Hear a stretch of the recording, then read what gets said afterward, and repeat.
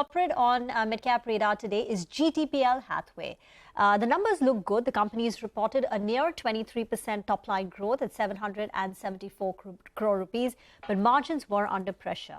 EBITDA margins came in at 16.1% versus 21%, and that put pressure on the company's profitability. Profits declined by 17%. Piyush Pankaj, the business head of cable TV and the Chief Strategy Officer at GTPL Hathaway, is now with us on the show. First, if you could talk, Piyush, about your margins. We understand that the pay channel costs were higher, and that has affected your margins. Can you explain a little bit more? Why is it that the pay cost channel costs were higher, and what's the outlook on margins going ahead? Yeah, thanks. GTPL Hathway Limited, being in the cable and broadband industry, we did the largest quarter one revenue in the history, 775 crores. And the margins, if you see quarter to quarter margin, it has come up by 300 BPS point. From 15.9%, it has gone to 16.3%. But yes, in the yearly, it is down. It is mainly that the pressure is there on the pay channel and the marketing and placement income, which is coming over there. If we net the pay channel and the marketing income, which is coming from the broadcaster both, then we are making it around 30% margin in the whole business. But yes, the margin improvement will happen with the time. We have already seen the bad time, which is that margin from last year from 21% had gone down to 15.9%. This quarter one is, I can say, start recovering from 15.7 to 15.8%. We have gone up to 16.1. The next quarter will see that again the margin will rise.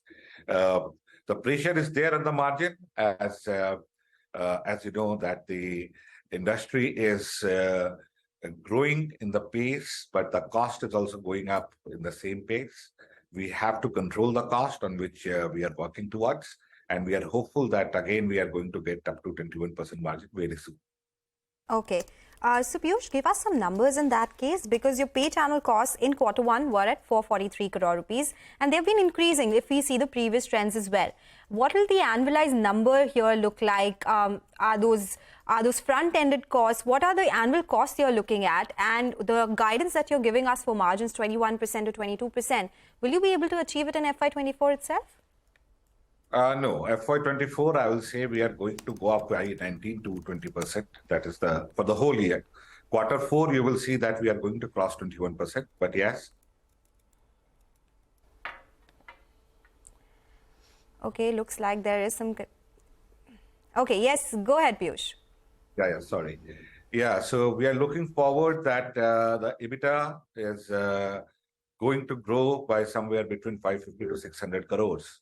And that will, on the revenue side, it will start giving you around 19% EBITDA margin. That is the target. Yes, FY24, quarter four is going to be more than 21%. That's the way we are looking forward. On cost side, if you see, already employee cost is down by 1%. Your admin and other cost is also, we are keeping it in the track. And we are looking forward that the bandwidth cost, the commission cost, and your pay channel cost. These three factors, we are going to get working on those to keep it in the margin in such a way that we can increase our margin in the EBITDA side. Since cable TV is about 80% of your revenues, a little more than that, this quarter we've seen a very good improvement in your revenues for the cable TV. Because historically, I think last couple of quarters it was 12 to 15%, but this time it's well over 20%. What's the sustainable run rate on cable TV, and what led to this jump that we've seen in the current quarter? Was there a one-off factor, or is this a trend that we should expect going ahead? No, the normalized, you can say, between 18 to 20% jump you are going to see in the cable, which was earlier, till last year we were maintaining that. This quarter it is 23%. As you know that we have implemented NQ3 in this quarter, and the increase in the prices at the customer level, at the LCO level has happened between 7 to 10%. And that factor has come into the play in increase in the revenue increase also. So on the normalized basis, it is going to be between 17 to 20% the increase in the revenue Okay, side. Okay, 17 to 20% in your cable business, which is a bigger part of your business, Piyush. Let's talk about your average revenue per user that we are seeing. It's been consistently increasing. That is in your internet service business as well. So what is, that's the broadband business services. Are you taking any further price hikes? What would the sustainable number look here like? Because right now it's at 460 rupees.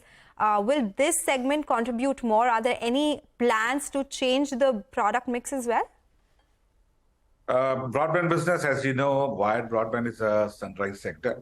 There's still around 35 million households just in the broadband.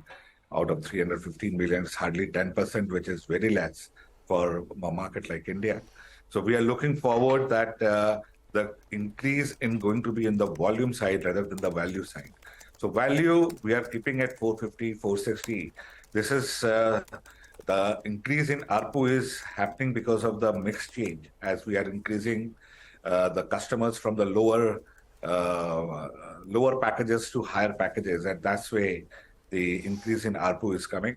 But we are looking forward that the volume increase is going to give the main thrust in the broadband as it's a sunrise sector, and it's still a long way for India to go ahead in the broadband side. The penetration has to come up with 40 to 50%, which is like 4x from what we are at today. Piyush, we leave the conversation here. Thank you very much for joining in. There is a stock which has caught our attention. It's in the